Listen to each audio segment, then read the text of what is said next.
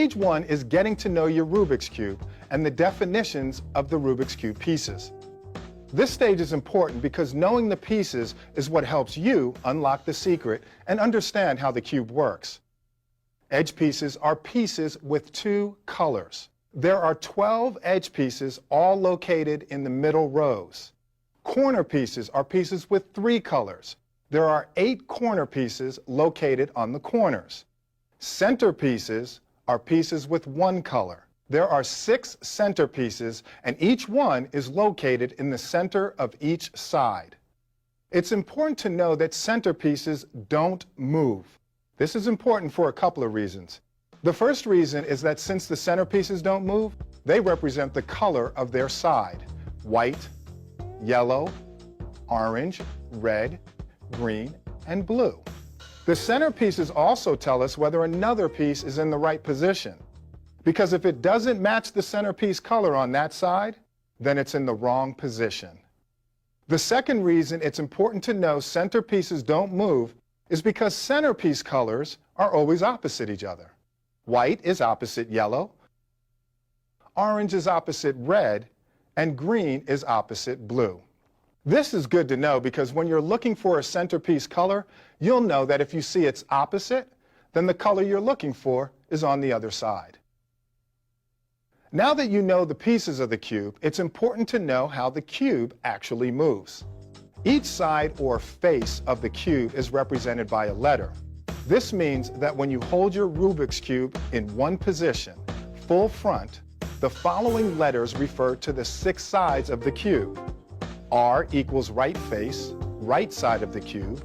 L equals left face, left side of the cube. U equals up face, top side of the cube. D equals down face, the bottom side of the cube.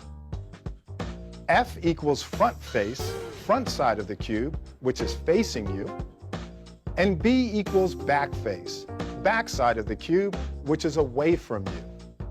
These letters are also used to represent the moves necessary to solve the Rubik's Cube.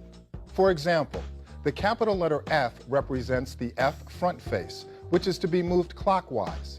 The capital letter F with an I after it means an inverted or counterclockwise move when looking at that face directly. If you hold the cube with the right side facing you, you can see the rotation is in a counterclockwise direction. When making the moves as illustrated in the solution guide, hold your cube with the face full front like this, not at an angle like this. In the solution guide, the gray on the cubes in the move graphics means the colors on the cube don't matter. Your focus should be on the highlighted white parts of the cube with the arrows that indicate the direction the face should move. Now let's see how the cube moves. Each move represents a rotation that is a quarter turn, like this.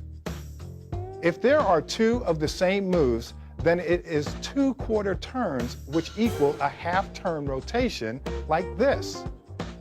Remember, the letter I after a capital lettered move means move that face in an inverted or counterclockwise direction.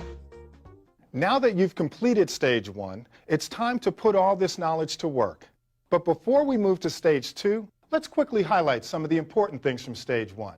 And here to help me teach you how to solve the cube are Taryn and Jason. How are you guys? Good. Good. First, you must remember the centerpieces don't move. They tell us what color the side needs to be in order to solve the cube successfully. Second, the centerpiece colors are always opposite each other. White opposite yellow, blue opposite green, and red opposite orange. This helps us know where the pieces are located and where they need to go. Thanks, you guys. Great job. Now we'll see how this all comes together by applying in stage 2 what we learned in stage 1.